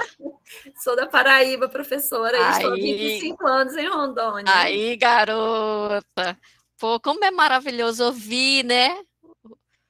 O som da casa da gente, né? Ô, Vanusa, deixa eu te dizer. Leia sobre formação pela representação da prática. Isso que você fez, de dizer assim, professora, eu peguei uma ata, tirei o nome da escola, lá, é um dos trend topics em formação de professores, formação de formadores, que é formar pela representação da prática. O que é isso, Vanusa?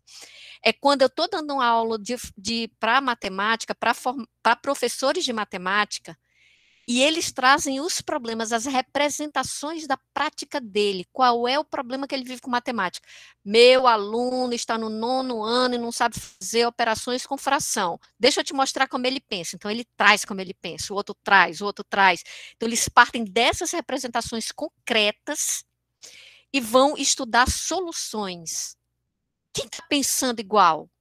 Quem deu solução para isso? Que outras abordagens foram utilizadas? Então, é uma formação pela prática. Então, é formação pela representação da prática. Dá uma estudada, você não pode deixar de dar uma olhada sobre isso na tua dissertação, já que você está fazendo uma dissertação. E aí, Vanusa, só para te dizer que tem muitas formas de você trabalhar de representação pela prática, que é gravar. Tem gente que leva vídeos de formações, por exemplo, eu quero tratar um tema da formação, então quem está passando por aquela formação vai fazer vídeos da sua sala de aula, claro, aí a gente vai ter que pensar em algumas questões do comitê de ética, mas você traz vídeo, e a discussão da formação é em cima do que a gente assiste, daquela realidade que se manifestou. Isso, Vanusa, é que vai mudar. Pode ter 5 professores, mas se esses 5 tiverem sendo representados por essa prática, por esses problemas, por essa necessidade que eles vivem na sala de aula, aí a gente vai fazer uma formação que conversa com eles. Então, excelente. Viu? Dá uma olhada nesse material. Tá bom? Gente, tem uma palestra que vai sair no nosso canal, anota essa pessoa aqui, deixa eu ver se eu acho. Vanusa, você não pode deixar de assistir essa palestra aqui. Assista hoje, não é amanhã, não é depois, é assistir hoje. Quem estiver trabalhando em formação de professores, hein? Peraí que eu vou dar agora, não fiquem brabo não. Meu Deus, peraí. Calma aí, gente. Vou falar agora para vocês. Eu passei essa palestra para os meus alunos do doutorado antes de encontrar comigo na primeira aula. Só vem conversar comigo. No canal do IFAM, professora? Não, não está no canal do IFAM, não. Está aqui, ó. Aí, depois, essa professora, eu convidei para dar uma palestra para a gente. Ela veio, eu ainda vou editar, né, a palestra e colocar no canal. Eu vou me comprometer com Kátia. Assim que eu colocar no nosso canal a palestra que ela deu no nosso curso, eu dar um toque para a Kátia para ela disponibilizar o link para vocês, beleza? Mas, Vanusa, lindona, olha a intimidade da pessoa, né? Todo mundo que está trabalhando com formação de professores, tarefa de casa, assista esse vídeo. Olhe duas coisas nesse vídeo: o conteúdo e a forma. O conteúdo sobre o do que se está falando quando fala de formação de professores e a forma. Como é que eu apresento uma pesquisa em formação de professores? Vanusa vai te dar insights de como escrever tua dissertação, viu? Então, beijo, assim, foi saindo aqui porque a gente está batendo papo, tá bom? Viu? A minha orientadora acabou de abrir a câmera, professor. É Kátia? Oxi, então estou em casa demais, É Kátia, tá tudo jóia. Vanusa, faz lá. Se a Andréia falou, faz. Aliás, tem membros da tua banca por aqui, então já sabe, né? Nem aparece banca feito.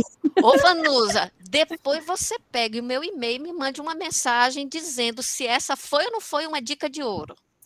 Mando sim, professora. Pois pronto. Gente, mais alguém gostaria de conversar com a professora Andréia? A gente ainda tem um tempinho aí, antes da próxima palestra.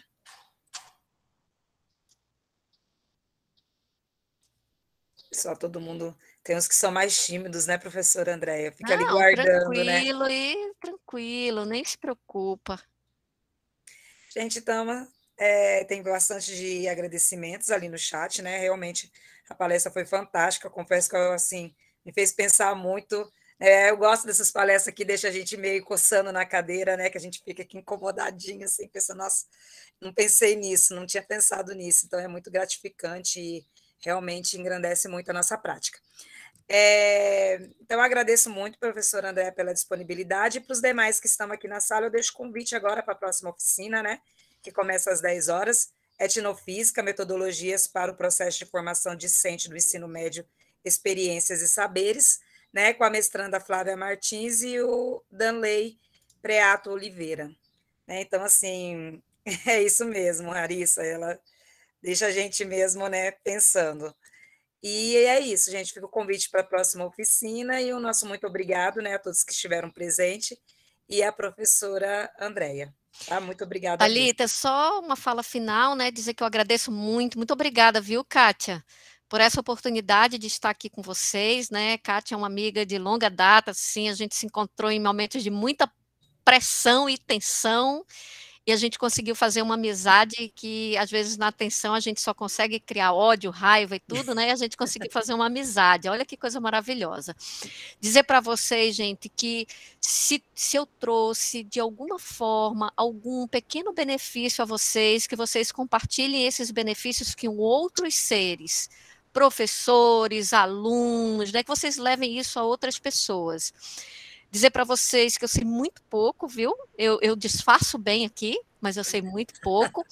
E nessa interação, como eu saio ganhando? Então, toda vez que eu venho lá uma palestra, né? A palestra, que eu ouço a Vanusa, que eu falo assim, meu Deus, quantas pessoas estão pensando nas mesmas questões, como a gente tem que se unir, como a gente tem que colaborar, entende? Como o Humberto está motivado, como a Maria trouxe uma questão que a gente tem que pensar mais detidamente, então eu também me encho com essas provocações, com isso que vocês trazem, e é sempre uma alegria participar, e eu espero que a gente se encontre em outros momentos, viu? Um beijo para todo mundo, e obrigada por essa oportunidade. A gente que agradece, professora. Muito obrigada. Tchau, gente. Tchau, gente. Obrigado. Tchau, tchau. Parabéns, professora.